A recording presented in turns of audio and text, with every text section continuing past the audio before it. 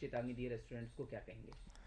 देखिए, जो भारत सरकार ने CCPA, central consumer protection authority ने उन लोगों पे लगाम लगाई है जो रेस्टोरेंट और होटल में गैस की कीमतें बढ़े दिखा करके कंज्यूमर से एक्स्ट्रा चार्ज कर रहे थे।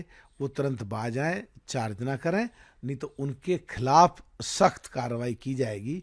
और ये बिल्कुल एकदम स्वागत के योग्य कदम है, जनहित से संबंधित।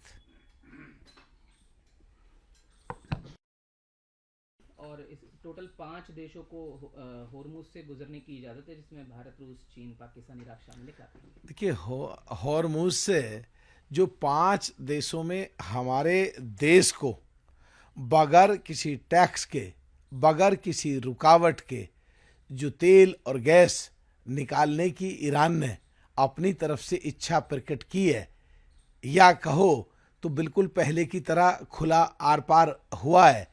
इससे ये सिद्ध होता है कि ईरान के और हमारे देश के रिश्ते अच्छे हैं और हमसे अच्छा रिश्ता वो मानते हैं।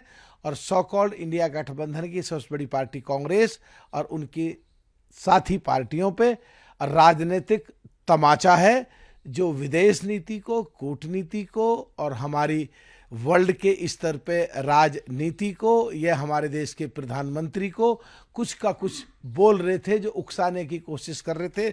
हमारे देश की सरकार और माननीय प्रधानमंत्री ने धैर्य से काम लिया, कोई देश को नुकसान नहीं हुआ, किसी लड़ाई में हम हिस्सेदार नहीं बने, हमारी किसी चीज में रुकावट नहीं आई। ये हमारे देश की जीत है, देश के प्रधानमंत्री की जीत है, और आने वाले समय में ये सिद्ध करेगा कि हमारा देश वर्ल्ड में लीडरशिप की तरफ बढ़ रहा है। सिंह हनुमानगढ़ी गए और कहा धर्म का राजनीति के व्यावसायिक इस्तेमाल नहीं होना चाहिए।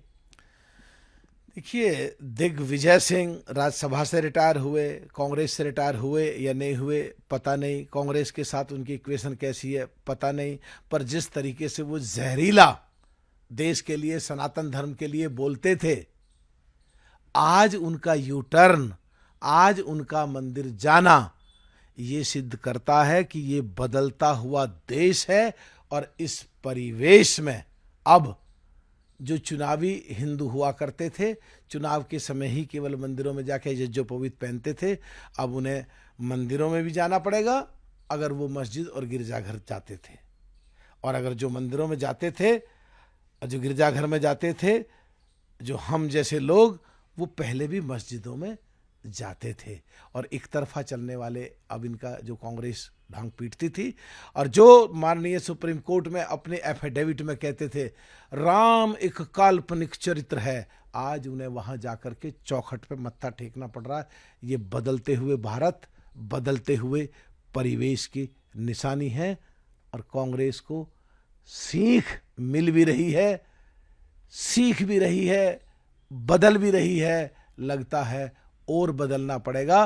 और उनके जो अध्यक्ष सनातन के पहले दिन खिलाफ बोले, फिर कुंभ के खिलाफ बोले, और जो स्टालिन रोज गौ माता के, बिहार यूपी के लोगों के खिलाफ बोलते हैं, सनातन धर्म के खिलाफ बोलते हैं, ऐसों से भी सावधानी रखनी पड़ेगी। एक बार फिर से निंदा की है पिनरई विजयन ने, और बीजेपी को बी टीम कांग्रेस की बताया है, क्या कहेंगे? देखिए, सो कॉल्ड इंडिया गठबंधन और इसमें सबसे बड़ी पार्टी कांग्रेस, ये पूरे देश में जब चुनाव होते हैं, जब आपस में लड़ते हैं, और देश के किसी भी प्रदेश में चुनाव हो, जब हर प्रदेश में लड़ते हैं, और जिस प्रदेश में चुनाव हो रहे होते हैं उस प्रदेश की जब दूसरे आपस में लड़ते हैं, जब दूसरा चुनाव में आ जाता है तो उसे उसकी बी टीम बताते हैं।